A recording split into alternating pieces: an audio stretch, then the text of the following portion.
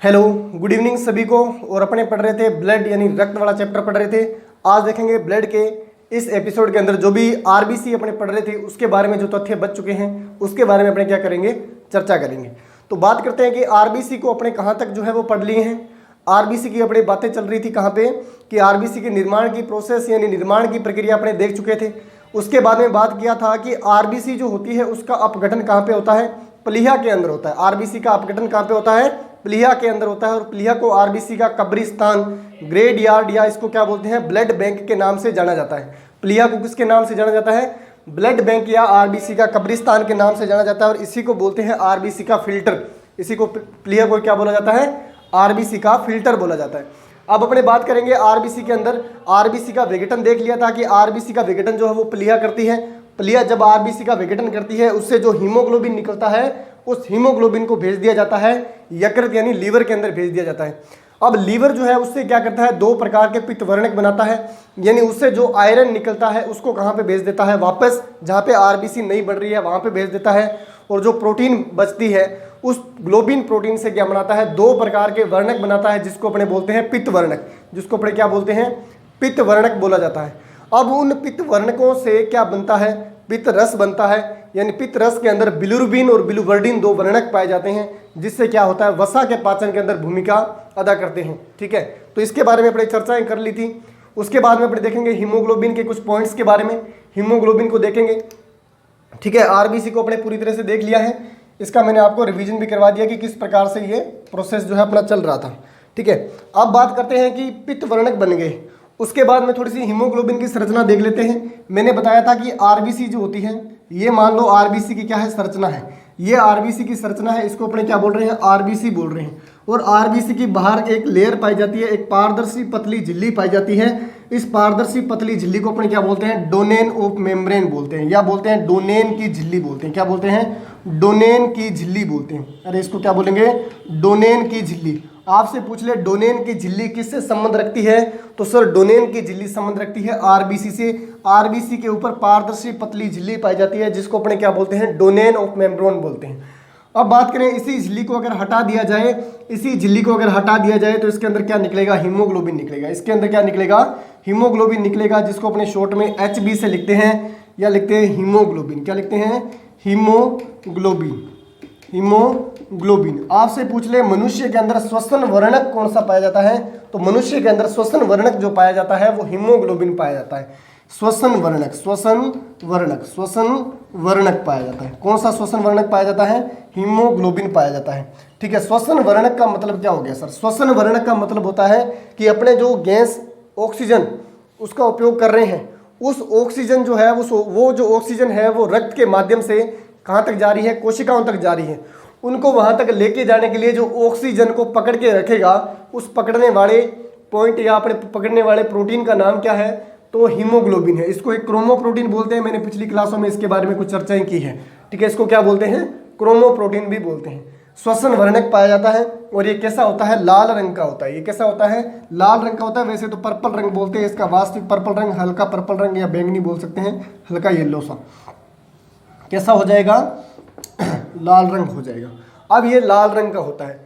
वैसे ही बात करें कुछ अन्य जीवों की, यहाँ पे अगर श्वसन वर्णक की बात कर रहे हैं तो एक हीमोसाइनिन होता है। एक क्या होता है, हीमोसाइनिन होता है। ये बहुत ही इंपॉर्टेंट है। एक होता है हीमोसाइनिन, हीमोसाइनिन होता है। हीमोसाइनिन जो होता है वो मोलस्का संघ के प्राणियों में पाया जाता है। हीमोसाइनिन भी क्या है, श्वसन वर्णक है।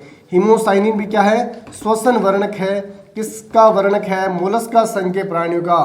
किसका है, मोलस्का संघ के प्राणियों का। मोलस्का संघ के प्राणियों का। मोलस्का संघ के अंदर कौन आते हैं, तो मैंने आपको फैक्ट वाली क्लास के अंदर क्या पढ़ाया है, फैक्ट वाली क्लास के अंदर मैंने मोती बनाना, ठीक है, सीप वगैरह के बारे में पढ़ाए हैं, गोंगा पढ़ाया है, शंख बजाने वाला जो होता है वो पढ़ाया है।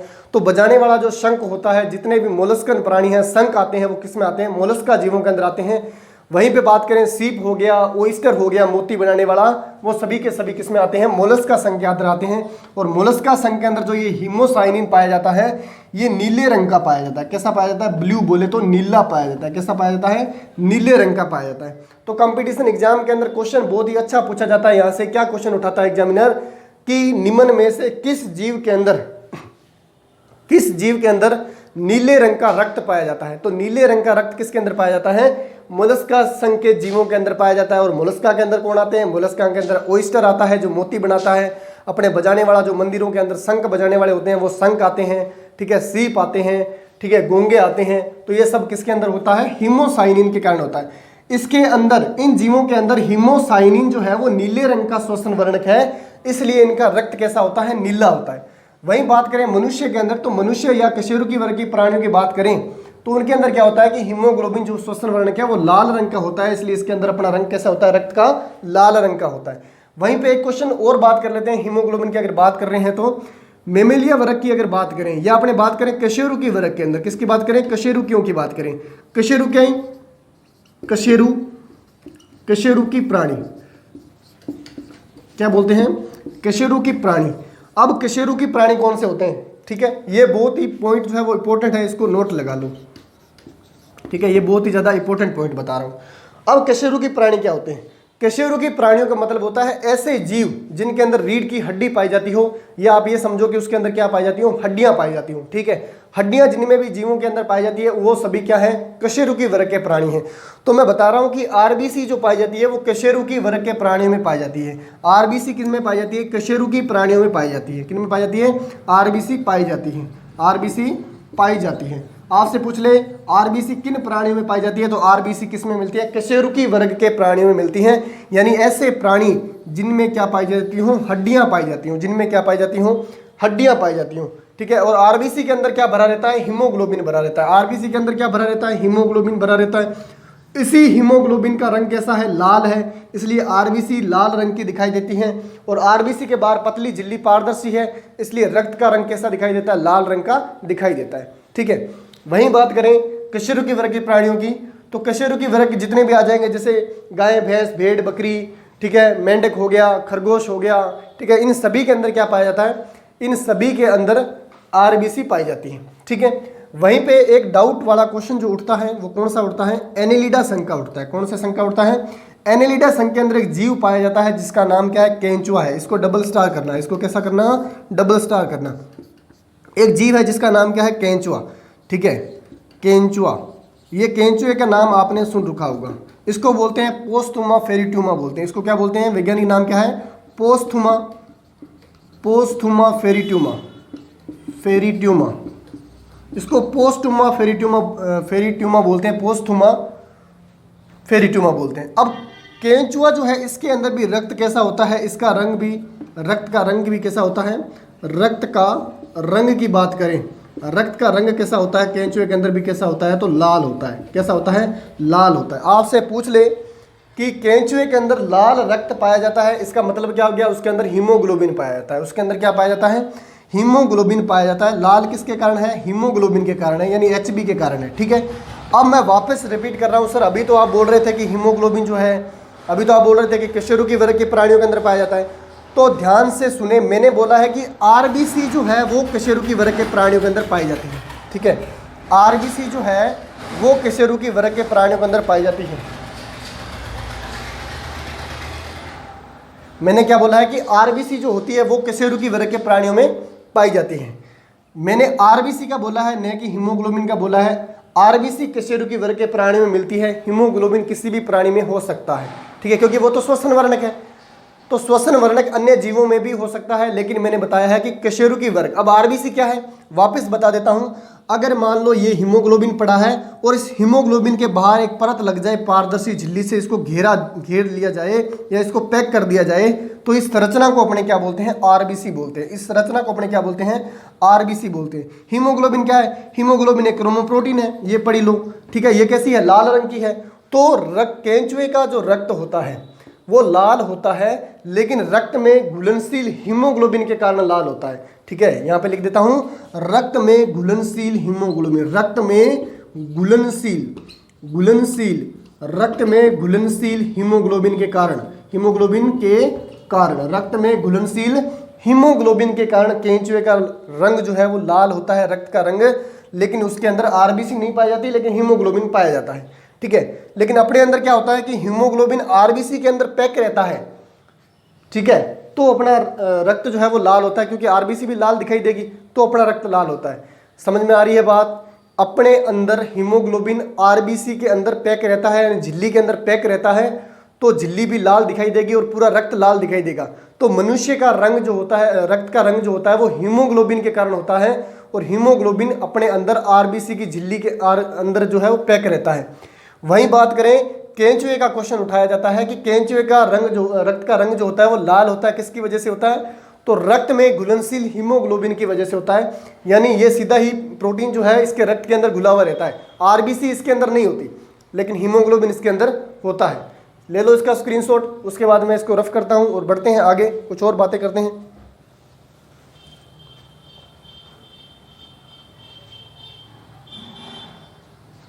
ठीक है, उसके बाद में बात करते हैं, वर्णकों की बात होगी। हीमोग्लोबिन को देख लेते हैं, हीमोग्लोबिन आखिर है क्या, किस प्रकार से प्रक्रिया करता है ये, ठीक है, और किस प्रकार से इसको श्वसन वर्ण का दर्जा जो है मिला हुआ है। हीमोग्लोबिन की चर्चा करेंगे, ठीक है, कि हीमोग्लोबिन जो होता है वो किस प्रकार से काम करता है।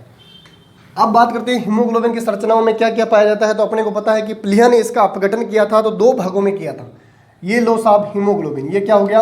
हीमोग्लोबिन हो गया, हीमोग्लोबिन हो गया, ये अपना हीमोग्लोबिन है, ठीक है। शॉर्ट में क्या लिखते हैं? एचबी लिखते हैं। शॉर्ट में क्या लिखते हैं? एचबी लिखते हैं।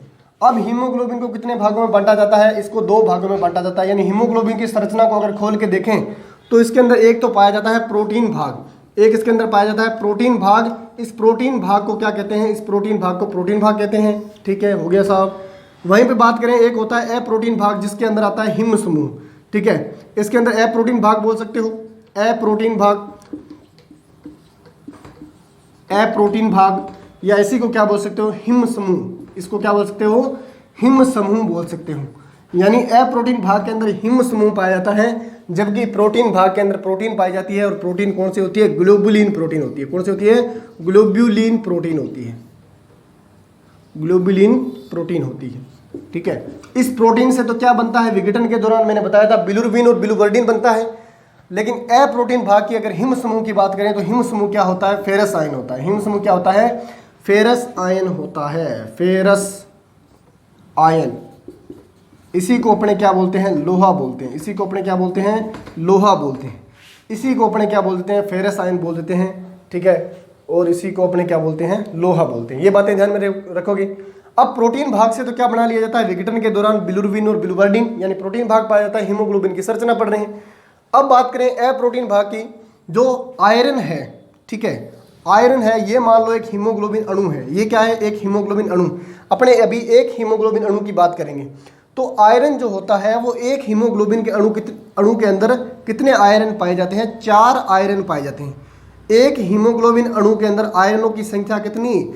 4। एक हीमोग्लोबिन अणु के अंदर आयरनों की संख्या कितनी? 4 हो जाएगी।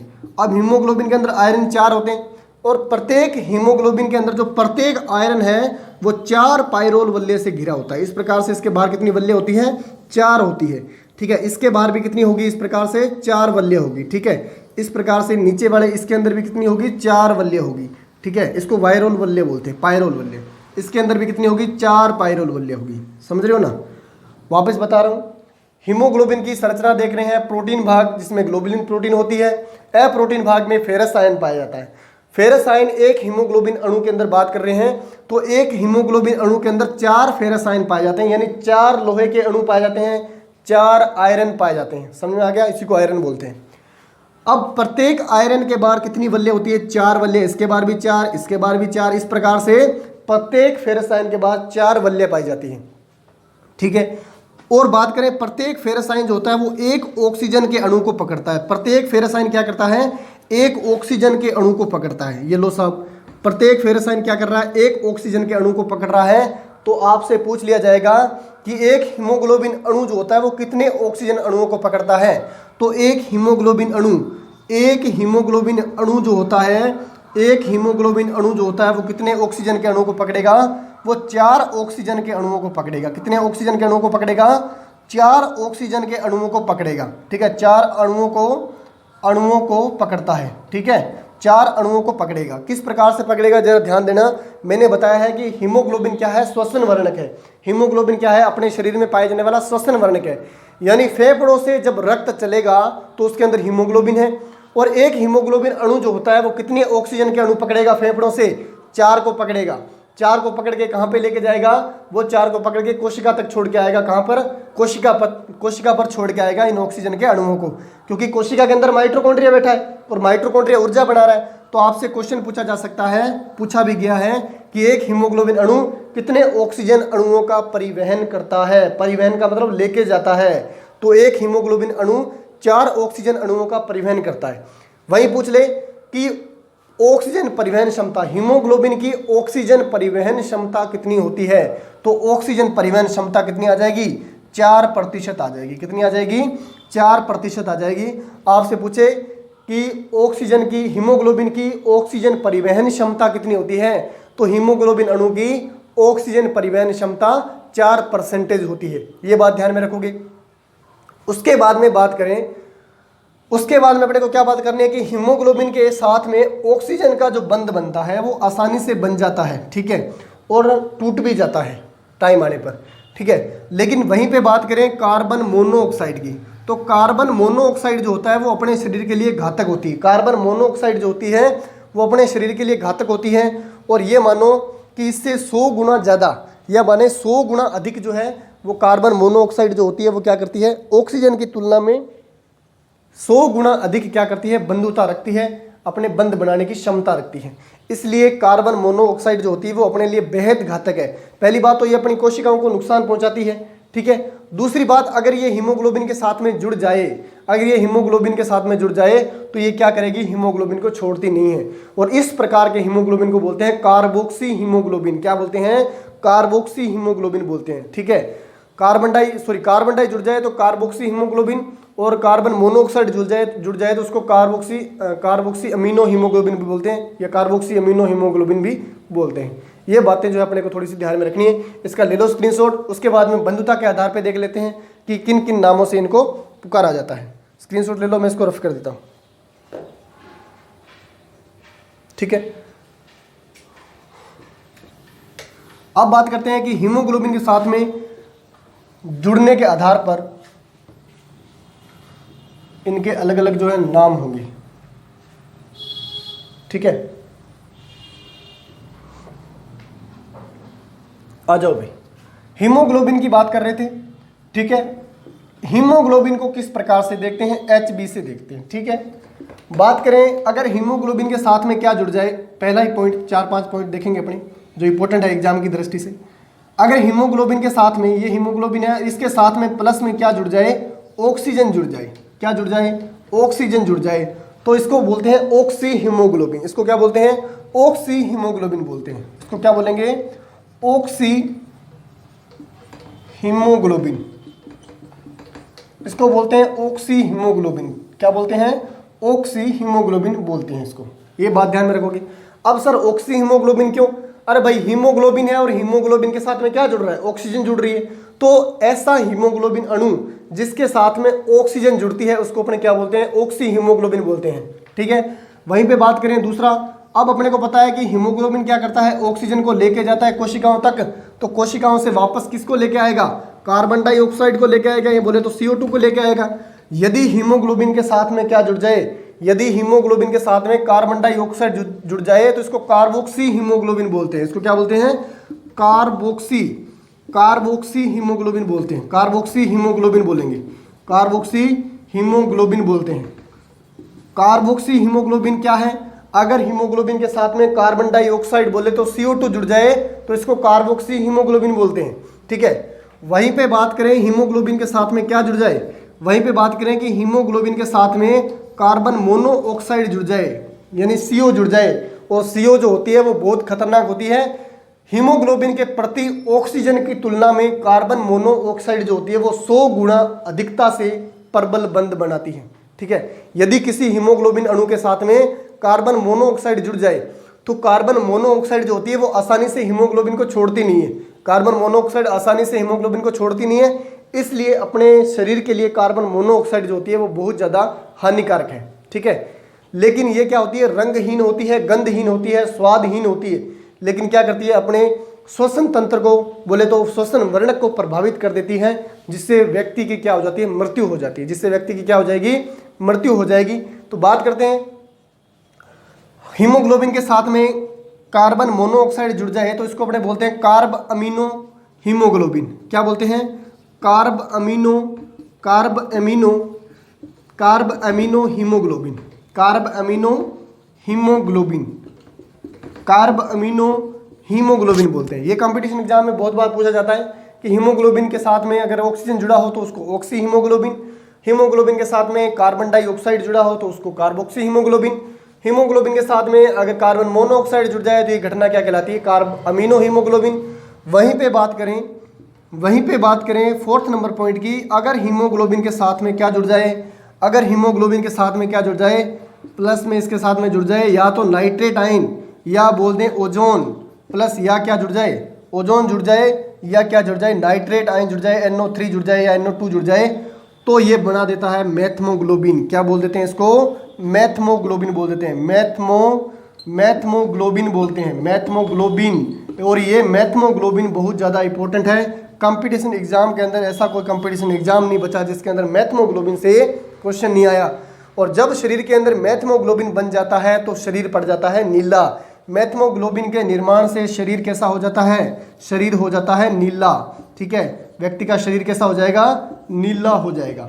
अब नीला हो जाएगा तो ये एक प्रकार का सिंड्रोम की अवस्था भी ले आता है। वो एक सिंड्रोम में पढ़ाऊंगा मैं, लेकिन इसको नीला पढ़ने को ब्लू बेबी सिंड्रोम भी बोल देते हैं। ठीक है, वो ब्लू बेबी सिंड्रोम जो है अपने यहाँ पे भी थोड़ा सा ध्यान रखेंगे। और जब जेनेटिक्स में पढ़ाऊंगा तो उसके अंदर भी बताऊंगा कि ब्लू बेबी सिंड्रोम जो होता है वो किस वजह से होता है। वापस रिपीट कर देता हूँ, हीमोग्लोबिन के साथ में ऑक्सीजन जुड़ जाए, oxy haemoglobin, carboxy haemoglobin, CO2 जुड़ जाए, कार्ब अमीनो हीमोग्लोबिन बोलेंगे, मोनोकार्बन डाइऑक्साइड हीमोग्लोबिन के साथ में कार्बन मोनोऑक्साइड जुड़ जाए, और हीमोग्लोबिन के साथ में ओजोन, ये ओजोन का सूत्र है O3। ओजोन का सूत्र भी पूछ लिया जाता है, ध्यान रख लेना। ओजोन, ठीक है, ओजोन जो वायुमंडलीय परत है और अपने को क्या करती है? सूरज के पराबैंगनी विकिरणों से अपनी क्या करती है? रक्षा करती है। कैंसर जैसे हानिकारक जो रोग हैं उनसे अपने को बचाती है। तो ये शरीर के अंदर क्या बना देता है? मैथमोग्लोबिन बना देता है, और मैथमोग्लोबिन से शरीर जो है वो नीला पड़ जाता है। ये संबंध रखता है ब्लू बेबी सिंड्रोम से, और ब्लू बेबी सिंड्रोम के अंदर व्यक्ति का शरीर जो है वो कैसा हो जाएगा? नीला हो जाएगा। ठीक है, ले लो उसका स्क्रीनशॉट। जो भी पॉइंट्स बचे हैं उनकी अभी चर्चा कर लेते हैं, उसके बाद में अपने नेक्स्ट कोशिका जो है वो स्टार्ट करेंगे। अपनी RBC वाली कोशिका जो है वो पूरी तरह से कंप्लीट हो जाएगी। अब बात करते हैं RBC के संदर्भ में कुछ इंपॉर्टेंट जो पॉइंट्स बचे हुए हैं जिससे कंपटीशन एग्जाम में क्या पूछ लिए जाते हैं? क्वेश्चन पूछ लिए जाते हैं। ये समझ लो गोल्डन पॉइंट पढ़ेंगे। अभी क्या पढ़ेंगे? गोल्डन पॉइंट पढ़ेंगे। जैसे मैं बात करूं RBC के निर्माण से क्वेश्चन पूछ लिया जाता है तो इरिथ्रोपोइसिस बोलते हैं। RBC का निर्माण क्या कहलाता है? RBC का निर्माण करना या निर्माण या बनने की प्रक्रिया क्या कहलाती है? इरिथ्रोपोइसिस कहलाती है। क्या कहलाती है? इरिथ्रोपोइसिस। RBC के निर्माण की प्रक्रिया क्या कहलाती है? इरिथ्रोपोइसिस कहलाती है। तो वह अंग जो क्या करते हैं? RBC बनाते हैं। ठीक है, RBC बनाने वाले अंग क्या कहलाते हैं? तो इसको बोलते हैं इरिथ्रोपोइटिन। इसको क्या बोलते हैं? इरिथ्रोपोइटिन बोलते हैं। इरिथ्रोपोइटिन बोलेंगे। RBC बनाने वाले अंग क्या कहलाते हैं? इरिथ्रोपोइटिन अंग कहलाते हैं। ठीक है, अब RBC के निर्माण की प्रक्रिया, बनने की प्रक्रिया इरिथ्रोपोइसिस, या इसको हेमेटोपोइसिस भी बोल देते हैं। हेमेटोपोइसिस। और मैंने बताया था कि रक्त पढ़ रहे हैं और रक्त का अध्ययन करना क्या कहलाता है? हेमेटोलॉजी कहलाता है। रक्त का अध्ययन करना क्या कहलाता है? हेमेटोलॉजी कहलाता है। अब हेमेटोलॉजी क्या है? रक्त का अध्ययन करना। इरिथ्रोपोइसिस क्या है? रक्त का निर्माण होना। रक्त का निर्माण होना क्या कहलाता है? इरिथ्रोपोइसिस। और हेमेटोलॉजी क्या है? हेमेटोलॉजी है रक्त का अध्ययन करना। तो इरिथ्रोसाइट बोलते हैं RBC को, इरिथ्रोसाइट कोशिका बोलते हैं, तो इसको क्या बोल देंगे? इरिथ्रोपोइसिस बोल देंगे। वहीं पे बात करें निर्माण की, कि मनुष्य के अंदर देखते हैं पहले मनुष्य में रक्त का निर्माण नवजात या भ्रूणीय अवस्था के दौरान रक्त निर्माण की प्रक्रिया की बात कर लेते हैं। रक्त निर्माण, तो रक्त निर्माण को अगर देखें तो नवजात शिशु या भ्रूणीय अवस्था में, भ्रूणीय अवस्था देखते हैं, भ्रूणीय अवस्था में। ठीक है, तो रक्त निर्माण की प्रक्रिया जो होती है वो किडनी जो होती है उसके एंजाइम या उसके हार्मोन के द्वारा स्रावित होती है। ठीक है, एक इरिथ्रोपोइटिन भ्रूणीय अवस्था में, ठीक है, बात करें भ्रूणीय अवस्था के दौरान कौन कौन जो है वह रक्त का निर्माण करता है, तो लीवर जो है इसका, लीवर जो है इसका प्रेरक होता है या स्टार्टर होता है। ये मानो कि लीवर जो होता है वो क्या करता है, रक्त निर्माण की प्रक्रिया स्टार्ट करता है। तो लीवर जो होता है वो भ्रूणीय अवस्था के दौरान बनाता है। उसके बाद में प्लेसेंटा ध्यान में रखोगे। प्लेसेंटा, प्लेसेंटा क्या होता है, तो प्लेसेंटा माँ और भ्रूण के मध्य कनेक्टिव टिश्यू पाया जाता है। अपनी नाभि के साथ में एक माँ के गर्भाशय का टिश्यू जुड़ा होता है, उसको अपने बोलते हैं प्लेसेंटा या अपरा बोलते हैं। इसको हिंदी में क्या बोलते हैं, प्लेसेंटा या अपरा। तो लीवर, प्लेसेंटा या अपरा, या अपने बोल देंगे किडनी। ठीक है, ये क्या है, किडनी। तो किडनी, लीवर, प्लेसेंटा, ये तीनों क्या करते हैं, भ्रूणीय अवस्था के दौरान शिशु के अंदर क्या बनाते हैं, आरबीसी का निर्माण करते हैं। भ्रूणीय अवस्था के दौरान आरबीसी का निर्माण किसके द्वारा किया जाता है, तो लीवर, प्लेसेंटा और किडनी के द्वारा किया जाता है। ये बातें आपको ध्यान में रखनी है। वहीं बात करें कि प्रक्रिया स्टार्ट कैसे होती है। स्टार्ट करने के लिए क्या होता है कि किडनी का, ठीक है, किडनी का एक हार्मोन है, किडनी का हार्मोन, किडनी का हार्मोन, किडनी का हार्मोन काम में आता है जब बनना स्टार्ट होता है रक्त, जिसका नाम है इरिथ्रोपोइटिन। क्या नाम है, इरिथ्रोपोइटिन। ये हार्मोन रक्त निर्माण के लिए प्रेरित करता है, इरिथ्रोपोइटिन हार्मोन। ठीक है, इरिथ्रोपोइटिन हार्मोन के प्रभाव में लीवर और प्लेसेंटा और किडनी ये सब क्या कर देते हैं, रक्त निर्माण को स्टार्ट कर देते हैं। जैसे ही भ्रूणीय अवस्था के दौरान शिशु जो है वो जन्म लेके बाहर आएगा, इस दुनिया के अंदर आएगा, तो धीरे धीरे उसकी हड्डियां बन जाएगी और हड्डियां बनने के बाद में ये सब अंग जो होते हैं वो रक्त बनाना बंद कर देंगे। उसके दौरान, उसके बाद में क्या होगा कि रक्त कहाँ बनेगा, अस्थियों के अंदर बनेगा, हड्डियों के अंदर जो है वो बनेगा। ये बातें अपने को ध्यान में रखनी है। कि अभी आपका डाउट भी सोल्व हो गया। पूछ लिया जाता है कि वयस्क मनुष्य के अंदर हड्डियां बनाती है रक्त, लेकिन छोटे बच्चों के अंदर, या अपने बात करें शिशु की, उस दौरान उसके अंदर हड्डियां नहीं होती, तो वहां पे रक्त कौन बनाता है, तो वहां पे उसका लीवर, प्लेसेंटा और किडनी जो है वो रक्त का निर्माण करती है। और रक्त निर्माण की प्रक्रिया किसके प्रभाव में स्टार्ट होती है, तो किडनी का एक हार्मोन है जिसका नाम है इरिथ्रोपोइटिन। ये इरिथ्रोपोइटिन हार्मोन जो होता है ये रक्त निर्माण को क्या करता है, स्टार्ट करता है। ये बातें होगी। उसके बाद में इसका कलर ध्यान रख लेना, आरबीसी का कलर से क्वेश्चन पूछ लिया जाता है। कलर हल्का पर्पल या हल्का पीला, ठीक है।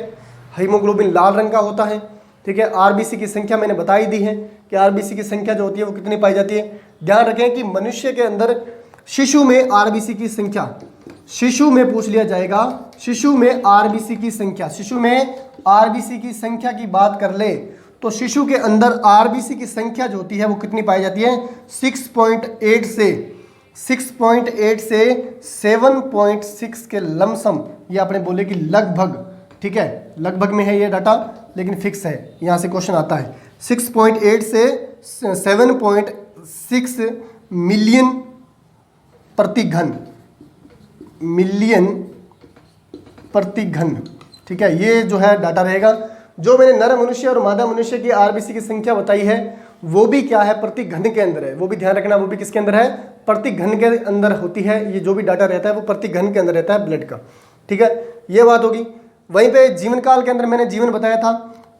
आरबीसी का, मनुष्य की आरबीसी का जीवन काल तो कितना होता है, 120 दिन का होता है। लेकिन अपने मेमेलिया वर्ग या स्तनधारी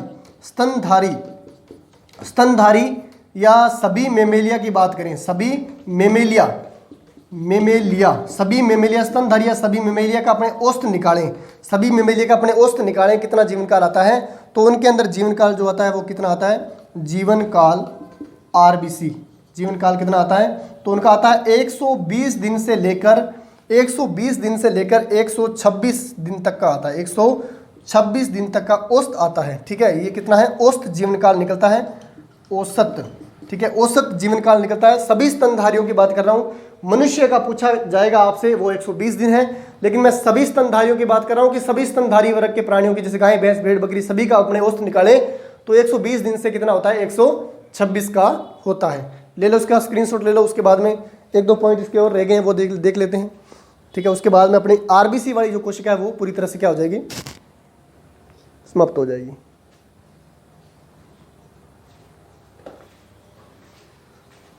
ठीक है भाई। उसके बाद में आरबीसी के बारे में और क्या ध्यान में रखोगे, निर्माण की प्रक्रिया देख लेना, संख्या देख लेना। आरबीसी के जीवन काल से क्वेश्चन पूछा गया है, तो जीवन काल मैंने बताया है। वहीं पे आपसे पूछे मेंढक का जीवन काल कितना है, तो मेंढक का जीवन काल 100 दिन का होता है। मेंढक का जीवन काल कितना होता है, 100 दिन का होता है। और मेंढक में जीवन काल पूछ लेता है, मेंढक में जीवन काल, ठीक है, मेंढक में जीवन काल पूछ लेता है, तो मेंढक में जीवन काल कितना हो जाएगा, 100 दिन का हो जाएगा। कितना हो जाएगा, 100 दिन का हो जाएगा। वहीं पे बात करें शिशु के अंदर जीवन काल पूछ ले, तो शिशु की आरबीसी भी ज़्यादा मरती है, शिशु में भी पूछ लिया जाए तो शिशु का भी कितना हो जाता है, 100 दिन का हो जाता है। ये थोड़े से विशेष पॉइंट है, इनके बारे में विशेष तौर पे चर्चा ध्यान में रखोगे। आज की क्लास इतनी होगी। अगर कोई आरबीसी के बारे में पॉइंट बचता है तो नेक्स्ट क्लास के अंदर अपने पढ़ेंगे डब्ल्यूबीसी के साथ में। आज के लिए इतना ही।